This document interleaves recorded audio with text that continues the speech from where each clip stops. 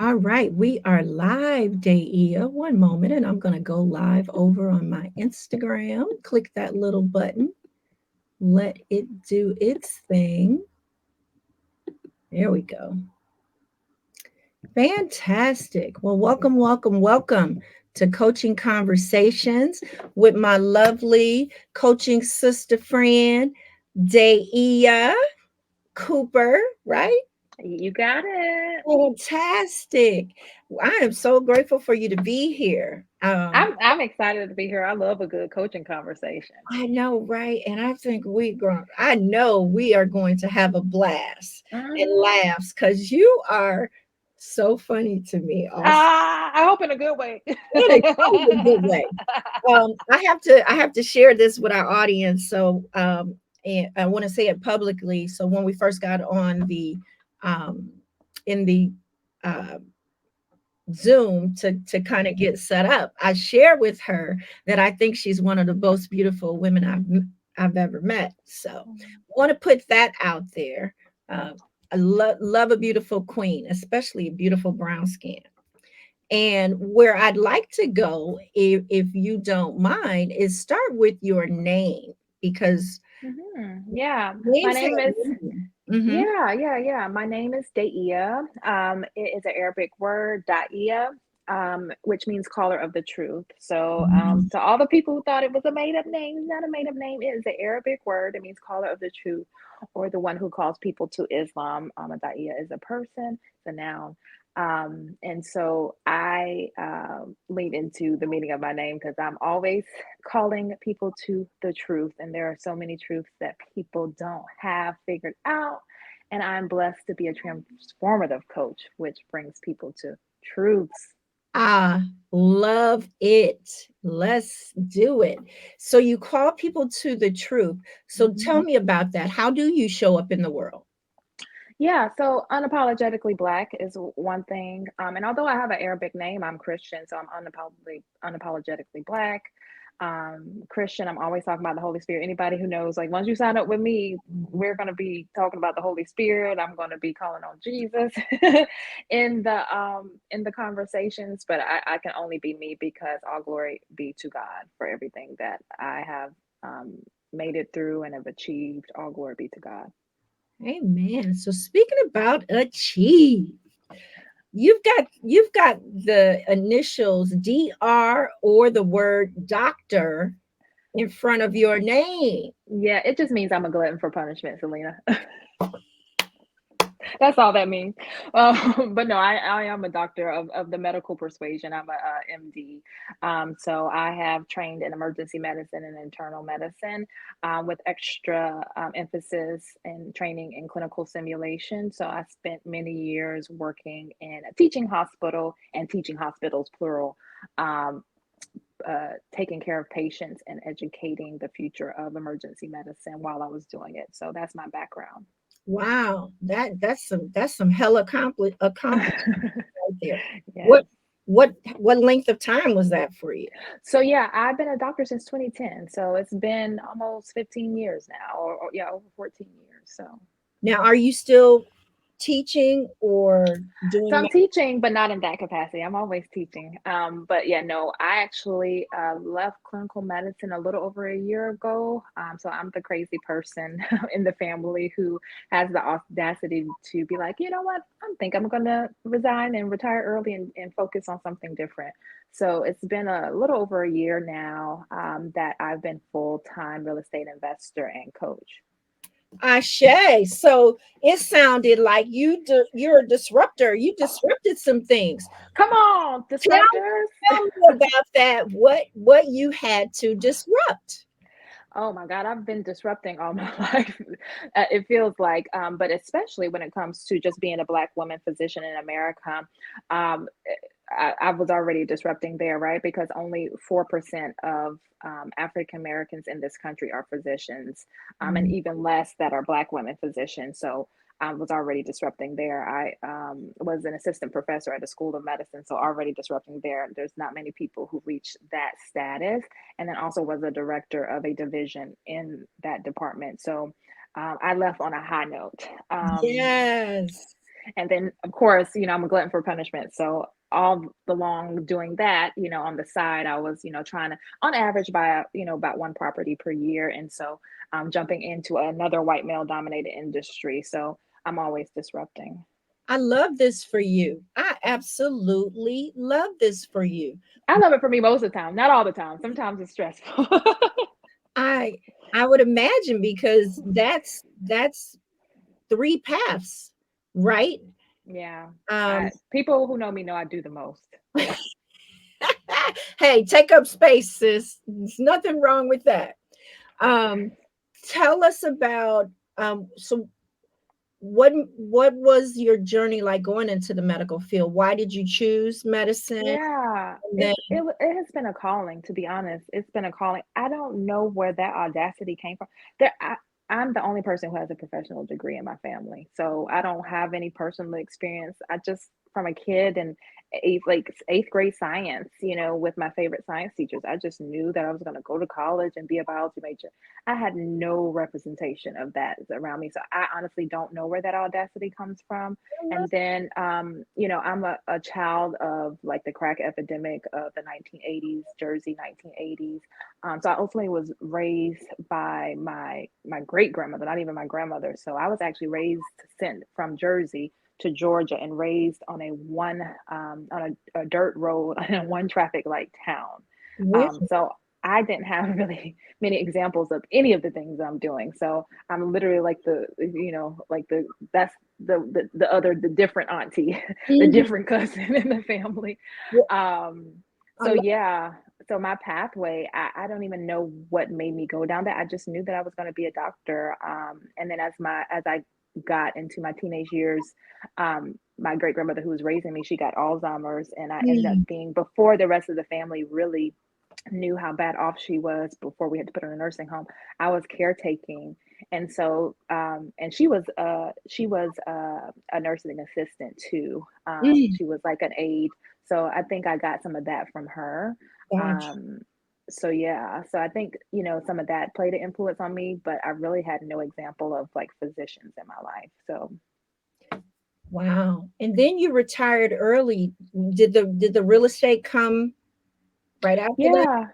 No, so I started buying. I finished medical school in 2010, and then from that point, although I had no examples of physicians in my family, all of my family, as I kind of grew up with them, I've always seen them buying property, whether it just been a mobile home when I was a kid, and then they would move from a mobile home into a house as I became a teenager and a young adult. I saw them always going towards trying to elevate and buy property and then buying land and things like that. So when Yeah. I finished medical school, I was like, oh, I guess I'm supposed to buy a house next. So I bought my first property. I started looking for my first property in 2010 and I closed in 2011. So I've been a homeowner for a while. I've really believed in ownership for a long time. I love that. I love that. And now teaching and coaching. You recently received your coaching certification. Yes, with some other Congratulations. dope people, including the disruptor coach.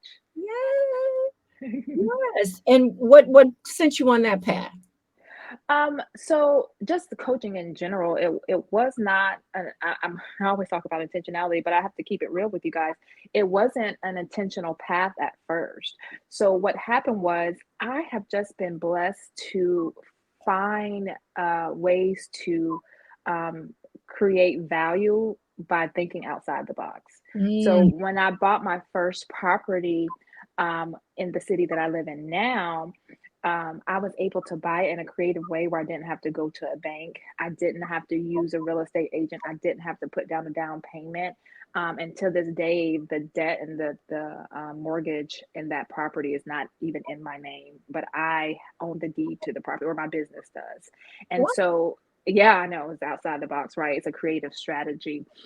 But from that point forward, I was just blown away that I was able to learn about this creative way that I could buy that didn't, empty my pockets. And so I just started telling people like what I was doing. And then the next property I bought creatively too, well, or not the next one, but even the next one. And so I was just telling people about it. And then after a while, people were like, "Oh, let me pick your brain. Let me pick your brain."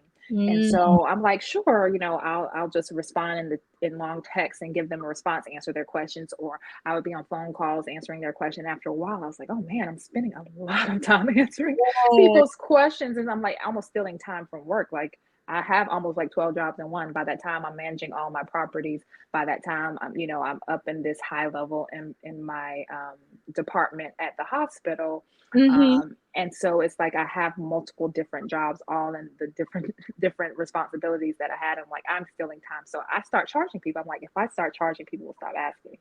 And that's not what happened. They were like, okay, let me pay you. And then I This was like, okay, let me raise my price. And then they'll yes. stop asking me. And then they did. They were like, okay, let me pay you some more. And then they just kept coming back. They were like, okay, when are you going to have a course? And so it hit me. I was like, these people need this longitudinally. And so my accidental just answering people's questions, letting them pick my brain, turned into paid consulting, turned into I need to change this paid consulting into longitudinal coaching. So that's what happened. I love it. I love it. And I'm curious, you retired early.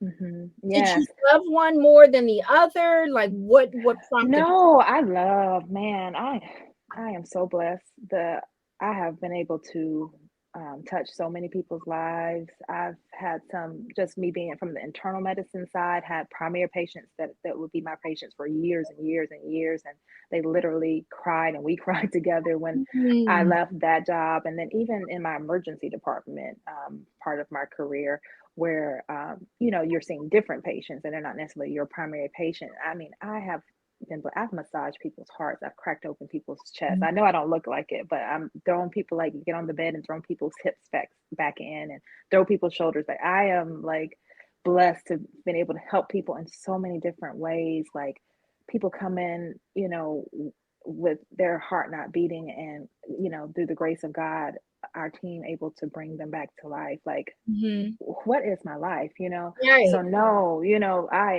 I love being able to take care of people. But after the pandemic, I was just woe slap out. Yeah. If anybody knows what that means, if you grew up in the South, you know what that means. I was just woe slap out. And I also realized that people had checked out, and the support that I had deserved and needed as a leader in my department, I just wasn't getting anymore. And Mm, then also, I had a sick family member who was sick with cancer. I couldn't get back and forth between where I am in Maryland to Georgia the way I wanted to. And I'm a single woman. I didn't have time for myself. And I was also, at that time, it didn't hit me at that time, but I also was like, it was making me sick. I was having uncontrolled headaches to the mm, point where I'm a physician, but in my brain, I think something is actually wrong with my brain. So I'm going to a neurologist. I'm going to get CAT scans. I'm going to get MRIs. Nothing was going on in my brain, Selena. It was mm. literally just stress. But at that time, it didn't hit me. It wasn't obvious to me. But what was obvious to me was all the other things I mentioned about the lack of support, not having time for myself, time for my family. And so I just had one day, I just had a come to Jesus moment. I'm like, you know what? I have rental income coming in. I haven't really been taking those profits. I've been wrapping them back in my business, but I could take those profits. I also know that believing God for loan forgiveness at that time, it had not been approved, but I had Mm. applied for it because I had worked in public service for a decade plus. And so I Right. knew I should be able to get loan forgiveness. And so I'm like, my car is paid off because I'm a savvy investor. I know I live for free. Like I live and own my home and I live for free. I don't pay my mortgage. My tenant pays it. And so it's like I live for free. My loans are going to be paid off. My car is paid off. Those are my biggest living expenses. Yeah. So all I really need to do is add maybe a couple $1,000s to my income, and I can live my same life. And I'm like, you know what? I'm quitting. And so it was literally like that. It was literally like I just had that conversation with Decision. myself, and two Mhm. days later, I resigned. Wow. Not even 2 weeks. You were done. No, I love that. How did that feel once you made that commitment and you were done after those 2 days? I felt resolute. People are like, you weren't scared. No, I felt resolute. I was just like, I mean, and I don't have any children. Um, so I don't have to worry about like my decisions affecting other people. Mhm. Mhm. So That is I was resolute. I was like, God's got me, and God wouldn't have brought that to me if He wasn't going to take me through it. So, Absolutely. And, in the space of, especially for us women, especially Black women, I will say, mhm, having to trust ourselves mhm, and make choices that don't look like what everyone else is doing, mhm, mhm. is so powerful. And Yeah. you are leading the way. So what does the coaching look for like for you at this time? What is that? So, oh my God, I absolutely love coaching. So, my coaching program is called Dynasty League. My overall wealth building brand is called Capital Dynasty, and again, that's a vision that God gave me years ago before I even thought about leaving my job.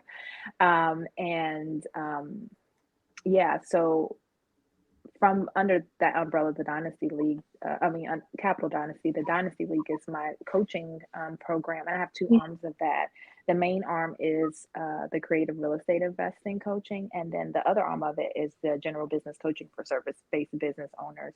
And I kind of, again, being non traditional and outside the box in kind of everything I do, I don't do a typical 1 day a week coaching. I Mhm. know my people, the people that I attract are people like me who, before I left clinical medicine, I was working nights, weekends, holidays. I couldn't wake up and go to sleep at the same time every day. I did not have that privilege to do that Right. because of my schedule. So, within the Dynasty League, I coach my clients flexibly. Um, 4 days a week, and so they can choose which days they want to do that week. Wow, that's fantastic. Hmm. And with the Dynasty League, because so are both are the Dynasty League, the creative. Hmm. Okay. Yeah. So within the Dynasty League, my creative real estate investing coaching is called Enlightenment, and it's all about learning new beliefs and new concepts around what is true about real estate investing. So that first 6 months is called Enlightenment, and then my arm for the business owners, that is called ascension. So it's all about going from, this baseline level here and ascending up my framework. So Absolutely. that's called ascension. So those are the two parts of the Dynasty League that people So can sign up for. if I'm discerning this correctly, you have 6 months for the first half and 6 months for the other half. So Yeah, with the creative real estate investing, as far as ascension currently, I only have 6 months for that. mhm, that's Hmm. fantastic. That's Hmm. fantastic. Hmm. So Yeah. you mentioned the creative strategies and the fact that you were telling everyone about what you had learned at that time. How much can you share with us now without us having to pull Yeah, out? because I'm gonna charge you. Yeah, the dollar bills, y'all. Yeah, no, I mean, I'm open to it. Actually, I'm actually doing a webinar talking about some of those strategies next Saturday. But yeah, I mean, the ones that I enjoy the best are like the ones I told you about, which is called buying a property subject to the existing mortgage, where you literally have the ability to go and take over someone's mortgage payments. You don't have to go and get a new mortgage. Mm, You don't have to go to a bank, apply for a new mortgage with these high interest rates. There are some people who are trying to get out of their current mortgages, mm, but for whatever specific reason, which, that takes time to explain all those potential specific reasons. But for instance, one example could be maybe they just got a divorce. And so now they only have one income instead of two incomes. So they're like, I can't pay for this mortgage anymore. And maybe it's somebody who, they just got the mortgage and they don't have a lot of equity because they literally haven't paid into it. And so if they go and try to sell it, they would have to take a loss. And so those people are like looking for help. And so I can go and provide a solution to them by taking over their mortgage. And the reason I'd be open to buying a property that doesn't have equity is because it cash flows. It's because that the rent that I can get from it still is well above the amount that it would actually cost to pay the mortgage. So I mm. still am net positive hundreds of dollars for that property. So that's one of the ways I like to do it creatively. Another way I like to do it creatively is going directly to seller. So, for instance, you, Selena, you may have a property that you've spent years paying down, and you are ready to get rid of it. You just are not interested in it anymore. But you paid it down. You have equity in it. But you're like, man, I want to make sure I watch out from the tax, Uncle Sam. And so you're like, man, if I sell this property, depending on what your tax basis is, you may have a big lump sum of money to pay Uncle Sam from the gains that you get.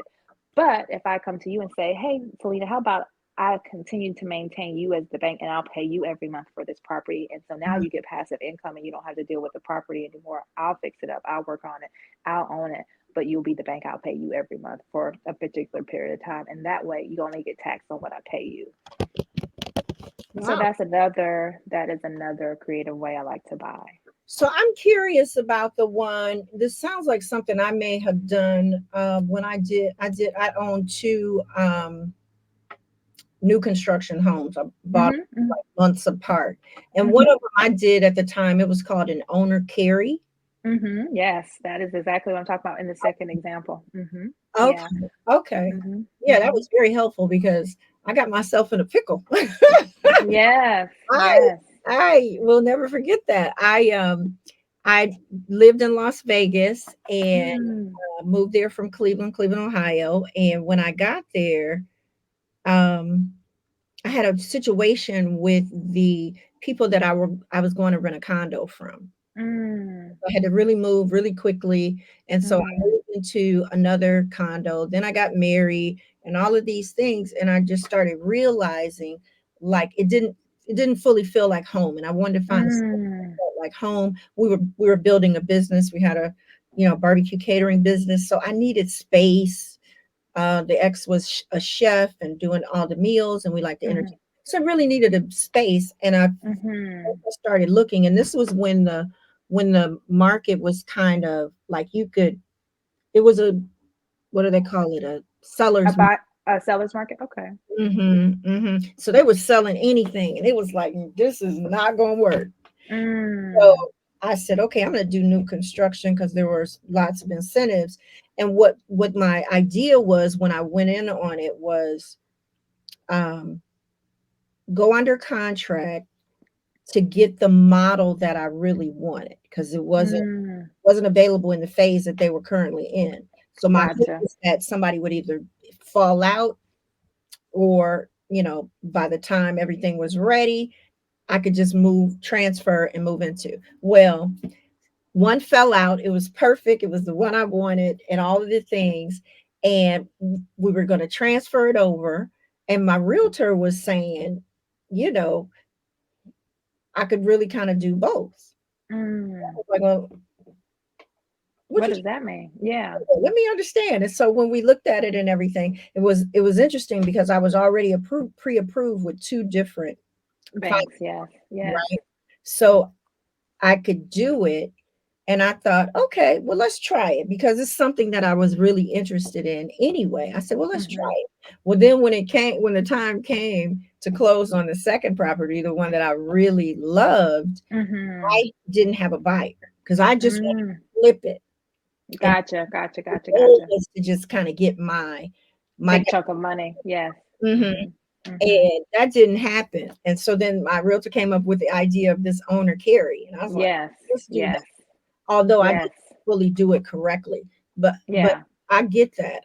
So I teach all my people how to do all those the nuanced steps and all that and the perspective shifts that you need to even, find those things. Mhm. Mhm. That's Mhm. so good. So how many Yeah. properties do you have right now?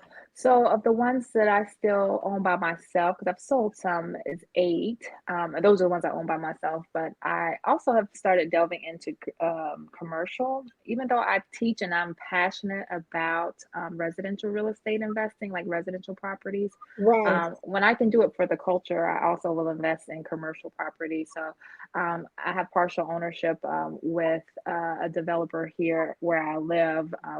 A black male who got a lot of black professionals together and we pooled our funds, Nice. and I put my little piece in of a block of properties, a whole block here, commercial and residential units, and also just started recently getting some exposure to hotels through black hotel investing with other black owners. So yeah, so I'm starting to really like this passive commercial stuff, but at the heart of it, I am passionate about being an active residential real estate investor because I love actually working with the individual people, like the tenants, and giving them a beautiful place to stay, especially For the ones that are traveling here, because I live in Baltimore, people have such negative things to say about Baltimore. So I like Mhm. when, for the properties that are for travelers, when they come in, they're like, oh my God, I just didn't know, I didn't expect it to be, this nice here. So yeah, it's Yes. like being an ambassador for my city. I love that. Well, hey, you got to be the hometown hero. Yeah, yeah. Done. Let me ask you about this because this ties into kind of what you're saying.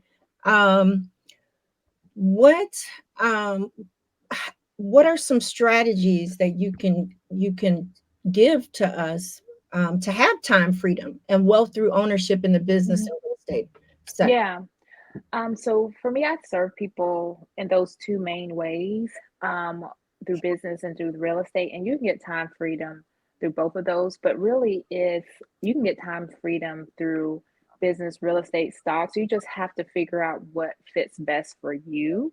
I just know that real estate came natural to me. It was a tangible asset. I can understand it. And all those times buying properties, and then I started managing them myself. And I realized that I'm actually running a business. So I'm like, I actually am a business owner, even though at first I was looking at it as just being a landlord. And so that's what works for me. But really, the foundation is intentionality.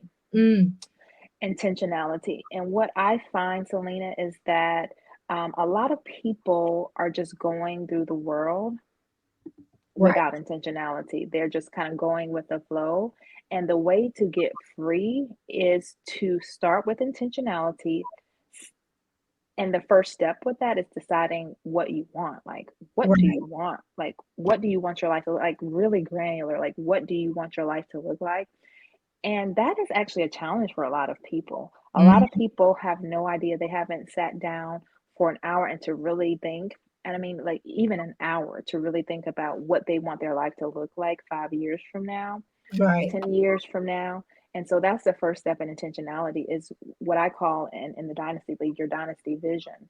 Like, what do you want your life to look like? And then I help people backtrack into that dynasty vision.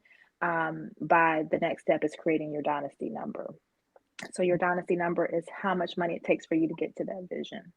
And so then once we really hone in on that, now we can work with intentionality towards that vision, Yes. um, by making it individualized to that person.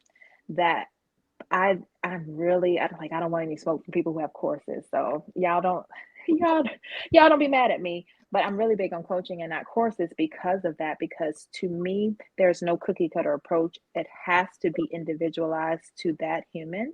Mhm. Um, but the framework can be cookie cutter. So the framework starts with really being intentional by starting with your dynasty vision and then delving into your dynasty number. Yes. Yes, I love that. I have a similar, I love talking about vision and futuristic and Yeah. dreams That's and one of my Clifton strengths, so I always love that. Yes, futuristic, yeah, so we have the same Clifton strengths. yeah. Well, I can see us having a very long, positive, lucrative friendship because you're Yes, dropping some things that I want to have some discussion about. I let's do it. I sold all those properties, but I definitely want to get back into the property investment space. Mhm, mhm. And I'm also on the food and beverage side. Like I mentioned, we owned a barbecue catering business. I'm going Oh, to okay. be launching my own in the future. And I believe in if I'm going to rent a space, I want to Mm. own the space. Own it, yes, ownership matters, yes, Absolutely, absolutely. So I would yes, love to chat and get coached on all of the things and all of the things. So yeah, yes, I for love sure, that. for sure. Let me just real quick pause for the cause and see what's going on out here in social media land. Yeah, let's see what they're saying. Hey, y'all. Carla Dancy Smith, she's telling us good evening Hi, on Carla. Facebook. And then on Instagram, we've got a few people that have joined in. All Hey, things y'all. Miss, I know that's Tanika. She said that name is beautiful. Never heard of that name, so Thank you. learn something new in a smiley Thank face. you. And then we've got uh Gator Lax Mama. Okay, girl. Daisy Jones Brown. She's a fellow coach with us in our community. And I Yes. Big Bone 67. All right, all right. I'm not sure who that Oh, is. Coach Ivy. I know she's in the Schmillyville. And yes. and then this is my daughter in love over here, Natalia. Hi, baby. Hi. They were driving to Vegas. Maybe they've arrived. Okay, so thank Praise you. God. Doesn't look like we have any questions just yet. And I see Kendra saying hey from LinkedIn. Hi, Kendra. Hi, Kendra. Good to see you here. This is so great. Uh-oh, my thing is doing something it shouldn't be doing. Well, let's keep the flow of the conversation going. I am absolutely excited because you are so interesting. I try to be. I don't want to be boring your audience, Selena, now. You would not, you would never be boring the audience. Oh, let's see. Is there anything that you want to talk about that I haven't asked you already? No, no. I mean, listen, I have many thoughts. I'm always talking about something. My biggest passion is really time affluence, because I think sometimes we get caught up in the idea of creating a lot of money. And I'm one of them. I like to make money. But I think the real wealth is freedom, Mm, liberation. And for me, the biggest way to be free is to own things, to be able to literally be the Lord of your land. But okay. also, the biggest way to be free is to have freedom in your time. So, I mean, it was literally just a few days ago that I was like, I live in Maryland, but I was in Florida coaching my client and looking over the water, right? Yeah. I couldn't do that before. I couldn't do that over a year ago. Now I have the ability to go and spend a week with my family. Before I was fighting, to be like trying to figure out what time I could get off to go and spend, days and days at a time with my sick family member. And it was just so Mhm. hard for me to do. To me, that's freedom. Yeah. So I really have a different perspective sometimes on what wealth really is. But for me, is I'm a free Black woman. Fully free. Hmm. Yes. Yeah. I love that. That's so powerful. I got a chill when you said free Black woman. Well, let's talk a Yeah. little bit about you personally. What Hmm. inspired you to focus specifically on empowering Black women in your coaching practice?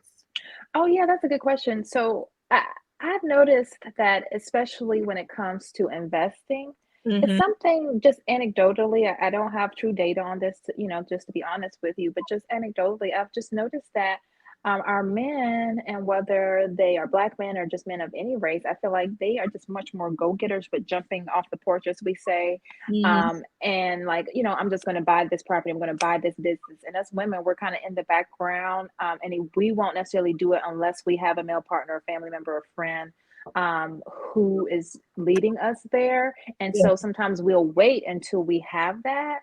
And so I want Black women to know that it's easily doable. There's not some like chip in a man's brain that makes it Mhm. easier for them. And a lot of times they're out here doing it, they messing up. I'm just gonna keep it real with you. Well, um, and we so I just want to empower our ladies that, okay, hey, I welcome men. But my focus in the Dynasty League is curating a space that is just like so prepared for the nuances of what it means to be a Black woman, and different fears and beliefs and misconceptions that we have around investing, that we have around being business owners. So I welcome other people, but my focus is curating the space specifically for us, because to me, I understand that we have a lot of the blocks that need to be overcome.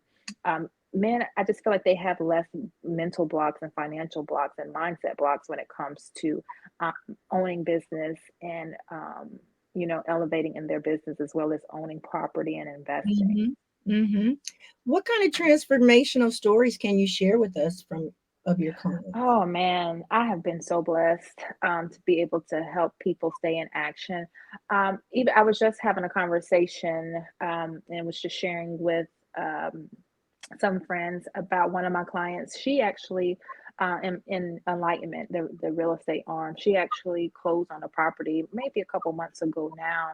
And I was just blown away because I do exit interviews with my clients, and sometimes I forget like the nuances of their deals. Yeah. And so I was like, oh yeah, I remember, because I also try to keep that data too, just for business owners, keep that data from your clients. So I was just trying to review with her the details of what she was able to do so I could have the data. And I was like, oh, okay, so when you closed, you had this much left on the mortgage, and then the new value of the property when you looked at the comps were this much. And so I was like, yeah, so you, on the day you closed, you created $100,000 in net worth. And she was like, yeah. I'm like, whoo, girl. 6 Like, figures? yes, 6 figures in net worth on the day of closing she created, because of buying a property. She bought equity. I love when we can buy net Yeah. worth. But she also bought income, right? So I love buying net worth and I love buying income, right? So she also bought income because right now she's going through the process to get a tenant in there, which, because of where she is, she's going to be bringing in, after the mortgage, she's going to be able to bring in hundreds of thousands, maybe $1,000 extra a month just from that one property. Mm, And when her out of pocket costs, if she would have gone to a bank to mhm. buy this property, if she had gone to a bank, she would have paid probably an extra $50,000. But Wow. her all in, and this is a property in the nation's capital, you guys. If anybody knows the market there, this is the nation's capital district of Mm, Columbia. Um, Her all in was only about 50K on a property that's worth hundreds of thousands of dollars. Her all in, I'm talking about, commissions, like finder's fees, like closing costs, like everything, was 20% of the purchase price. Just if you go traditionally to a bank and try to buy an investment property, just the down payment itself is going to be 25%. But because I taught her how to buy creatively, so she actually did the strategy that I mentioned to you, where she actually went and stepped into someone's role and took over their mortgage payments. And mhm. guess what her interest rate is? Guess what her interest rate is on a mortgage? You'll never guess. I'm gonna say under 2%. It's not that good, but it's in the threes. Wow. If she went and bought an investment property today, she would be paying 7, 8%. Wow. Wow. That's cold-blooded. And you said she made 100K. Yeah. So So yeah, that's so she yeah, bought an equity. So she yes, bought with equity. So not only does she have equity, she's going to be making cash flow, and she's making cash flow because her interest rate is not high. And yeah. it's because she didn't go and buy it in a traditional way. She went and created a solution for someone who couldn't afford their mortgage anymore. And I taught her how to do all of that, finding up the property. Most of my properties I bought off market. I have not used the agent. Again, That was gonna be I my don't I next don't want any smoke from the agents. I don't want y'all to be mad at me. But yeah, most of my properties I have not used an agent to buy. I teach my clients how to look off market. that is wonderful because that was my next question. I was wondering about that as you say that. What does the market look like? Is it saturated? Is it low? Is it like Yes, what that's is what I it? was saying when I was announcing my webinar that's coming up. That so many people are worried about this high interest rate, low inventory market, and that's none of my business. Mm, We serve God, so there's always a way. And I think maybe that foundation makes me a perfect creative investor, because I'm like, there's always a solution. Like none of that matters to me what people say the market is. There's yeah, always a way around that. I even felt that same way when I was in school, and people would be like, oh man, they don't grade on the curve, the class average is this. And I was like, that ain't none of my business. yes, I don't worry about averages. That ain't none of my business. yes, So none of this. maybe that's why I don't worry about that. And so yes, if you're looking at the traditional market, there is low inventory. Yes, the interest rates are high, but most of my clients are not even going to a traditional bank to get a loan. So what does Mhm. that even matter? I love that. Just the fact that you keep saying non-traditional, Mhm. is so Disrupting. disruptive. Yeah, and that's just like my real estate client. Even my coaching, my business coaching clients, they are making wins. I literally had a client who came in, and I focus on service-based business owners, and her goal was to help students in, going in certain career choices. Mhm. And so she just didn't know how to market it. She didn't know how to sell it. She didn't know how to call them in. Right. And she was working with me for 2 months. She's already made over $13,000, Yes. Yes. and she's Whoa. serving students. Mm. I So love I am it. so blessed, Selena. I am Yeah, blessed. you are sharing that magical gift and light that you have, and it's just rubbing off on all those beautiful clients in the Dynasty League. Mm-hmm. So tell Yeah, my dynasty builders are doing it. That's what we're me, called. We're Dynasty called Builders. dynasty builders. Yeah, Yeah, they are doing it. They are doing it. I love that. Dynasty Builders.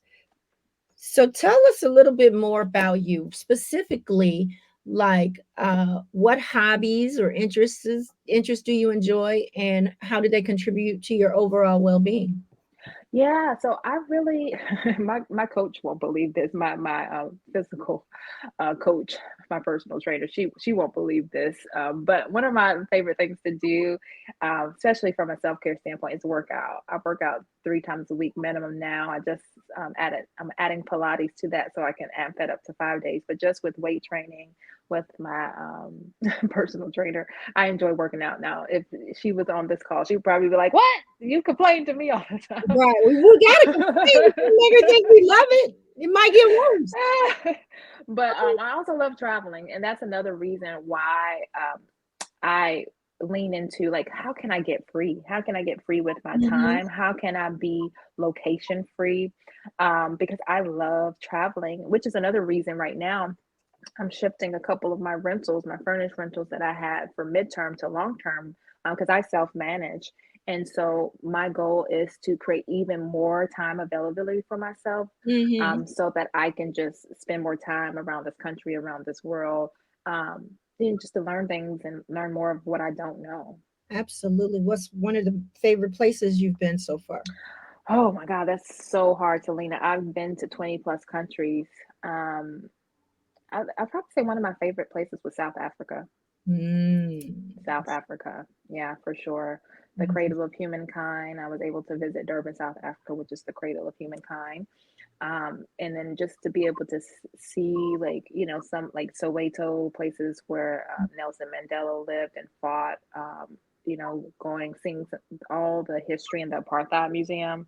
I think that was beautiful. And the food was great there. The cost of living, the cost to be able to travel there was inexpensive, and the Mhm. people were beautiful and just Yes. welcoming. That was probably one of my favorite places. But I've been blessed to go so many beautiful places. Most recently, early this month, I was in Curacao. Those were gorgeous people as well. It's on my Just list. beautiful people. I love that. Now, do you have any international properties or plans to buy I international? don't. I don't. I think I would like to. One thing about with my intentionality, it's so hard because when you're like us, when you're futuristic, your mind goes so many different places. But I have my own coach, thank God, because otherwise, I would be on multiple projects. So I think I'm going to focus in on continuing to build here. And then once I get that on a steady state where I'm not building, Right. where it's just more, on a steady state, then I can lean into doing more things, particularly abroad. But yeah, that is my goal, especially like Ghana. Um, Mm. yeah, maybe the Caribbean. Yeah. Awesome. That is wonderful. What Hmm. have what are you reading or listening to? What has something that's had an influence on you? Oh yeah. So that's so funny. There was a time where I actually had a book club called Wealth and Wine Wednesday. So I have read so many great books, and by read I mean listen, because I'm an Audible fan. Me too. So there's so many good ones. Why should white guys have all the fun? Mm. Um, Dan Sullivan is a great coach who's written multiple books. The Gap and the Gain is a good one. My coach told me to listen to that. I'm listening to his other book now. 10x is greater than 2x. Mm. One of my books that I brought to my coach and I make my dynasty builders listen to as well is Go for No. Mm. It's really good about sales. There's just so many good books. Black Millionaires, what talks about the first six Black millionaires in this country. And that's a good book. It's so many. It's so many. So who is we did our certification program with like Rachel Rogers, Hmm. and I Hmm. know one of her North Stars was hmm, her name is escaping me. Why is that? The millionaire, first black woman millionaire. Oh yes, Yeah. yes. Madam C.J. Walker. Yeah, Madam. It almost escaped me too, but Yeah, yes. what are there? Yes, her stories in that book too. Black Millionaires for sure. Okay, has to Hmm. be right. She was the Yeah, she was the first. Yeah, first first woman. Hmm. Or woman. first, actually. Period. Yeah, Yes. yeah, exactly. Any influences for you? Um, Oh man, I some of my like current ones, like from day to day, week to week, is really my coach. My coach is dope. She's another Black female doctor. Her name is Dr. Kimmy. She is a dope business coach. I love. I love working with her because she is very audacious. And I think I'm audacious, but she really has us pushing what what we could potentially fall into the trap of what should be normal for us. And she's also a Christian woman. I love that. And then just like you said, like we work with Rachel Rogers. I love her. She definitely is Mhm. audacious. I love that. I love audacious people, Yes, especially audacious Black women. So those would be some of the names that I would mention for sure. absolutely. And then just like I said, I was raised with my great grandmother, and she was audacious herself, like even in her own right. We grew up on a dirt road. Oh, excuse me. Grab a drink real quick. I'll grab And one too.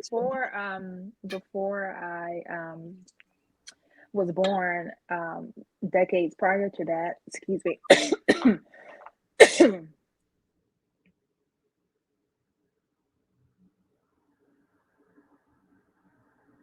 Yeah, we're doing all this Back, talking. yeah, before I was born, decades and decades ago, she was the person on the block that had the first indoor plumbing in that little dirt road in Georgia. She was a young widow, and she still figured out what she needed to do in order to build her home. She was able to literally put barracks together because her husband was a veteran, and she was able to get access to military barracks and put them together and build a home. So I Mhm. think subconsciously, a lot of that just figuring out a way and being audacious and doing things that women would not have been doing in the South decades and decades ago without a husband. Mhm. It's in your DNA. Absolutely, absolutely. I Hmm. love that. Yes. Oh, wow. So tell us one thing that might surprise people about you. I don't know. That's a good question. I think I've had to kind of be yelled at, so now people know. But most of the times, like especially a year ago, months ago, when I would be interacting with people, I just love coaching so much. I would just be talking about coaching, and people later would be like, "Wait a minute, girl, you're a doctor?" Right. I think I heard that too. I was like, what? You Yeah. retired early? What? Yeah.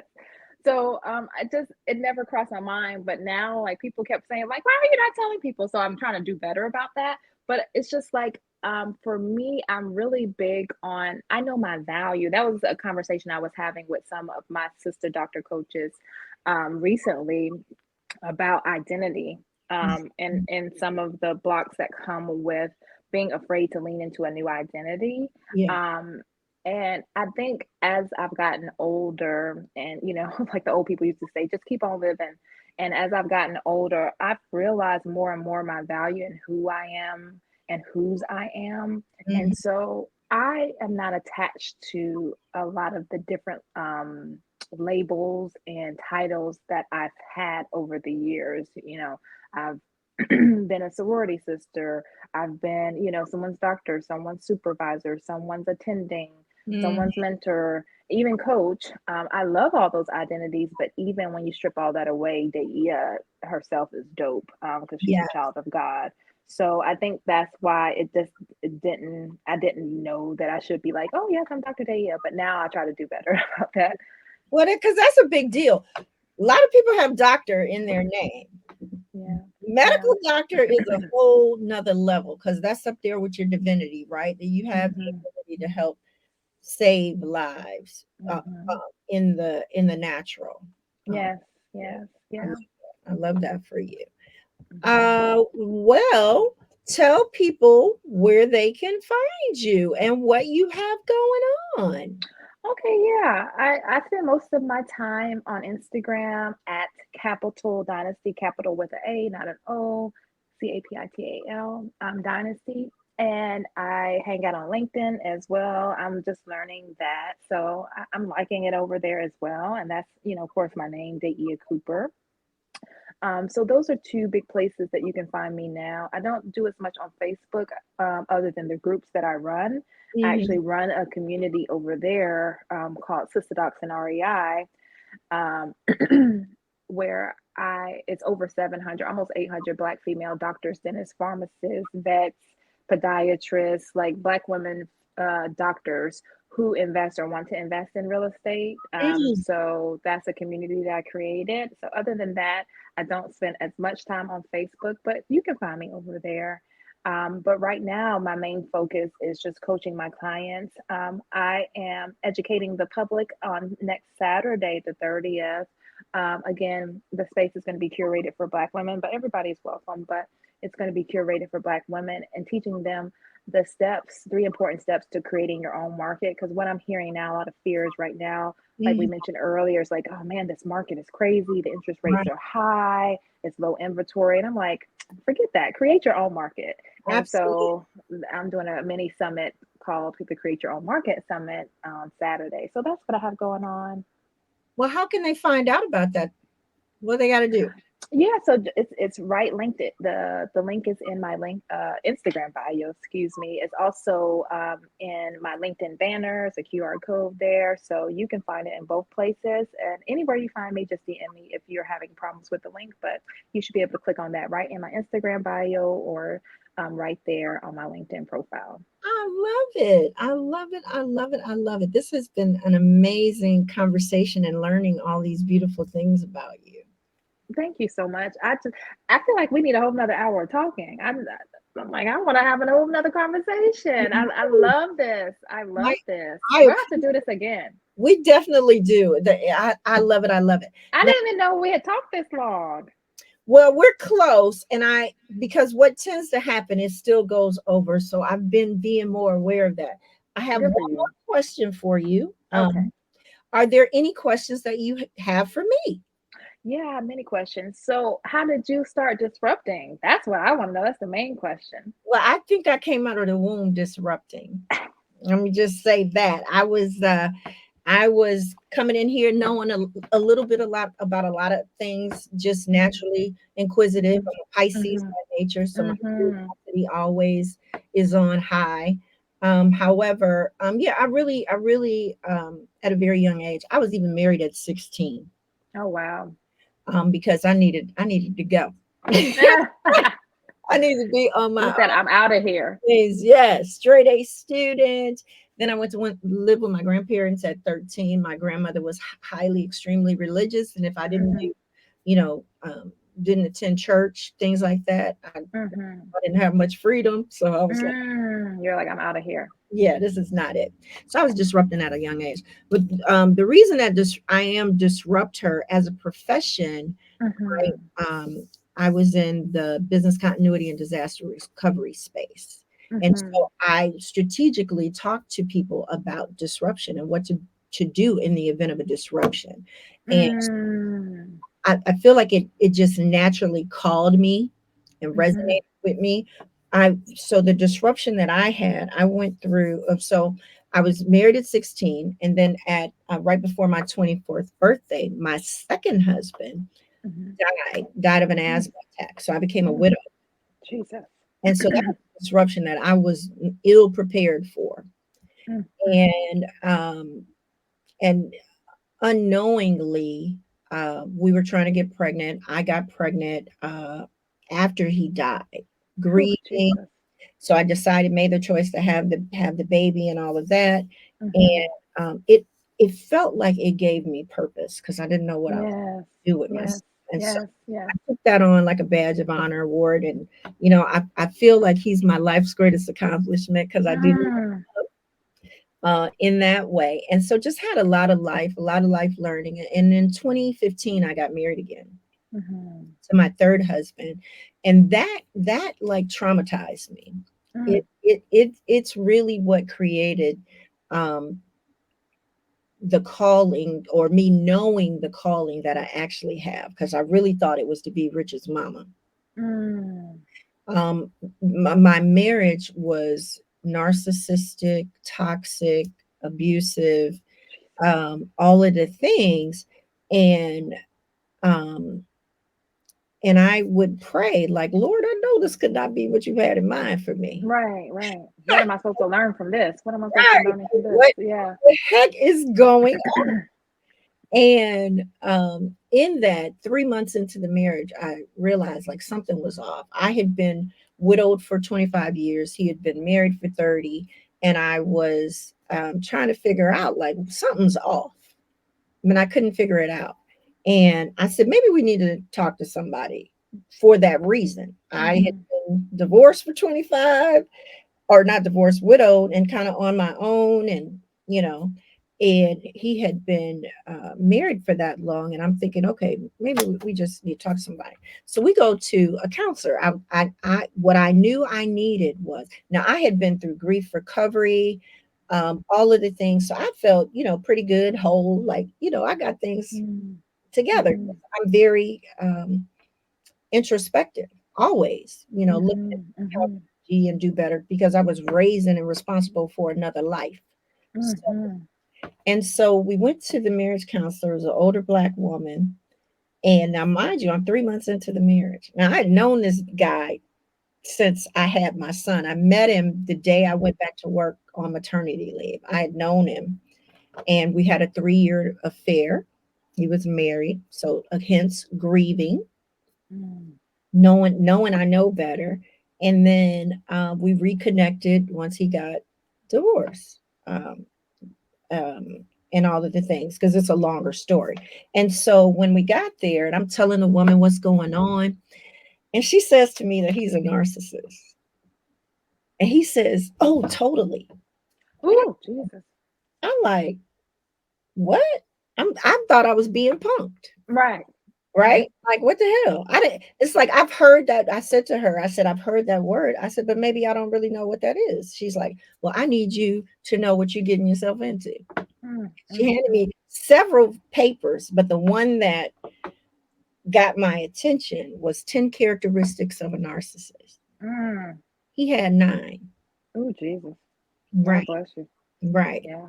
Yeah. Well, and me and the grace of God on my life that I had experienced, I felt like I'm going to extend a little grace. I'm a Mm-hmm. Christian. I wanted to, Mm-hmm. do my Mm-hmm. best in all things. And, I was like, okay, I'm going to extend some grace if you get this together. But I feel like if you don't, I want a divorce, because it ain't, Mm-hmm. you in a wheelchair, or, Yes. say for better or worse, this feels different. Yes. So I Yes. need you to do something about it. And we were building a business together. And one of the things that I didn't know at the time was, when we reconnected over Facebook, I had been given this vision all around Mm. the business. All right. So I had done restaurant management before I did business continuity and all those things. And I had helped he and his brother create their own franchise Mm. of their family business. Had been in business for, at that time, maybe about 60 years. Um, and so when we reconnected, I had been given this entire vision around the business. Unbeknownst to me, that was driving me and was what was really keeping me in the marriage, because I stood up our own business in Las Vegas.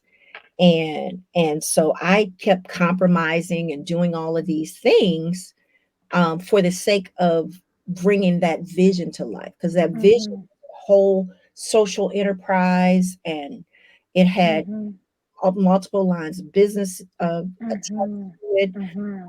and, Mm-hmm. and so I just set out when we got married, working the plan, because that's Yeah. what I do. Yeah. I was always That's so funny. It goes back to what I was saying about like Black women and going after an investment or a business, but feeling more confident when we're doing it with a partner versus doing it alone. Like that's that aligns with what I was just talking about. I Yes. it crossed my mind when you said that. And that's what I thought. I really believed, because what was happening when we were talking, when we started talking about getting married, um, I wasn't sharing what was happening and what I was thinking, right? I was like letting God guide, right? And letting the spirit lead. And then one day he started saying the word compliment. I had been given the word compliment, but I wasn't mentioning any of that, right? Because I wanted to see spirit move. And Mm-hmm. when he started saying that, I'm like, what's going on? And so I said yes, we got married and all the things. And I just set out into that vision because I felt like I was supposed to be the compliment, right? Mm-hmm. To help him bring it to life. And then went through a lot, right? Just shorten that. It was very traumatic, dramatic. It impacts my life today, to this day. And Mm-hmm. so when we got divorced, I gave him the business in the divorce because I needed to come out of the hole, right? We were married for 4 years in total, and what I realized, I had become disconnected from myself because I kept compromising, making all Oh, these allowances for the that's a sake word. That'll of preach. business, right? Mm-hmm. And what happened? I started asking myself because I that woman I didn't know as her, the married woman. I was Selena Whitmore at the time. I didn't know her. I never could connect with her. And I started wondering, like, well, how did I get here? That's a good question. I needed to go inward. I needed to know how Mm-hmm. I got there. So I created a war room in my home. I took my storage closet. And so some days it was a war room and a prayer room. And I would go in there and get really quiet just so I could hear the Lord speak, because I couldn't hear it anymore for a long time. And I was when I was sharing with my therapist and everything, and I was like, I still see myself as an entrepreneur.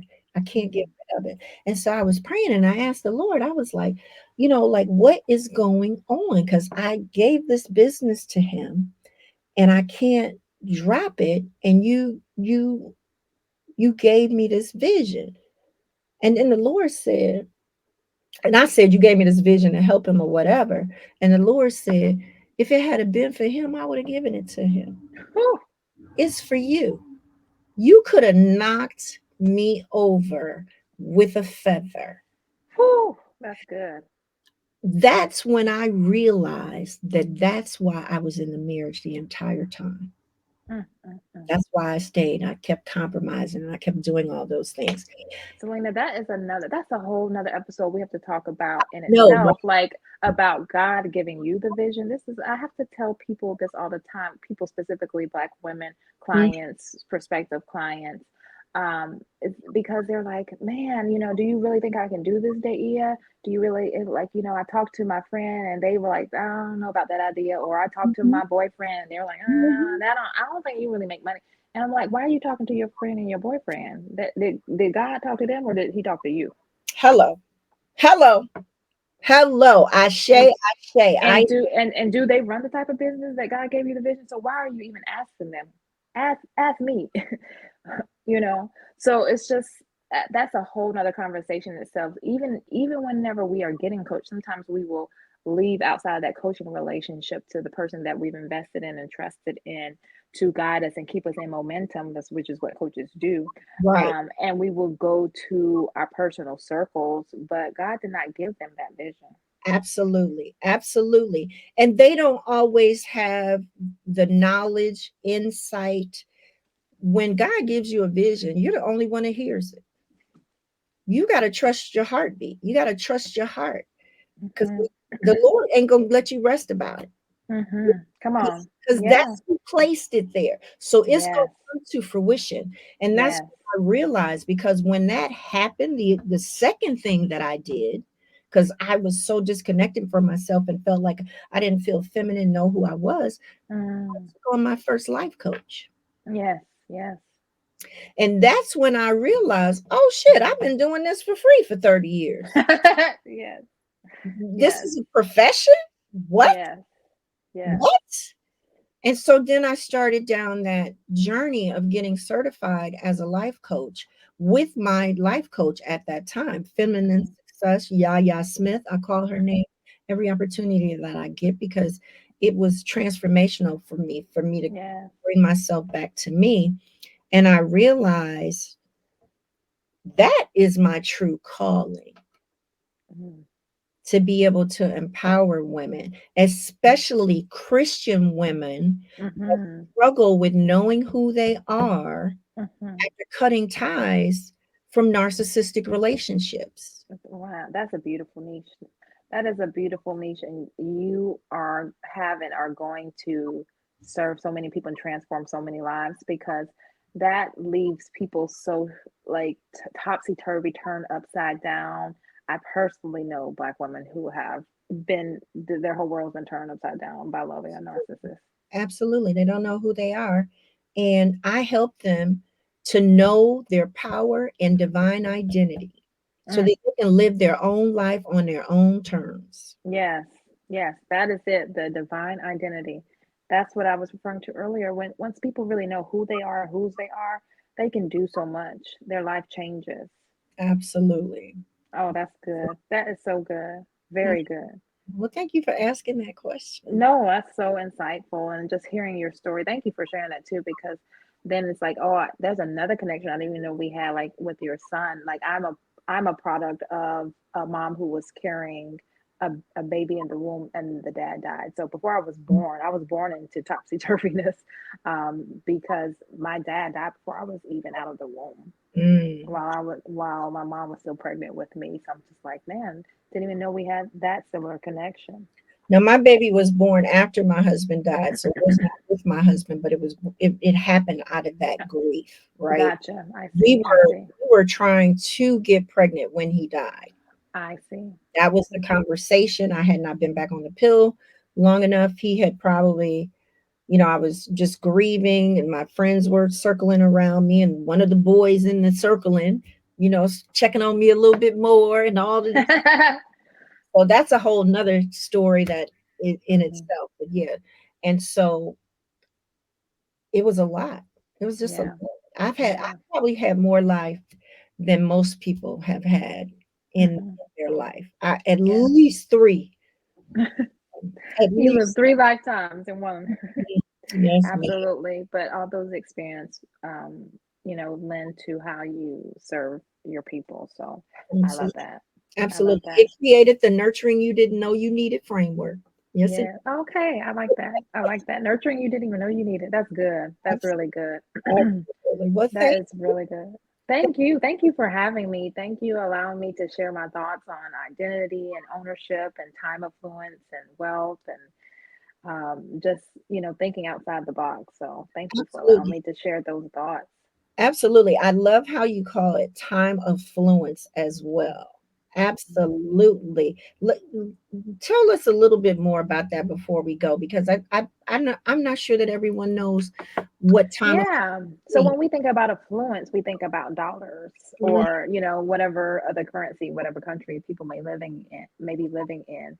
But to me, the real wealth is having freedom with your time. So being affluent not just in money, but being affluent in time.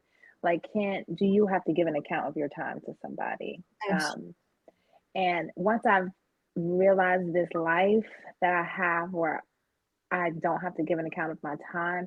I've realized that is the real influence. And Yeah, so I want to get as many other Black women to have that type of influence as I can. I literally have curated my life to know what I'm doing every single day of the week. And I have boundaries around what I will and won't do on certain days and yeah. times of the week because I have time affluence. I love that. I love that. And you did touch on it earlier, but it bared repeating. I appreciate this so much Yes, because yes. it's the real currency. Amen. It really. Amen. Well, that's our time. Thank you, thank you, thank you for being here. We have to plan this conversation again, or Yeah. the next thing that's coming. Yes. Girl, look out for Daa'iyah's day webinar. Go check out her page, Capital Yes. Dynasty on Instagram, and Daa'iyah Cooper on LinkedIn. Mhm. Have an Absolutely. amazing rest of the week. I love you all. Talk to you soon. Bye. All right, we end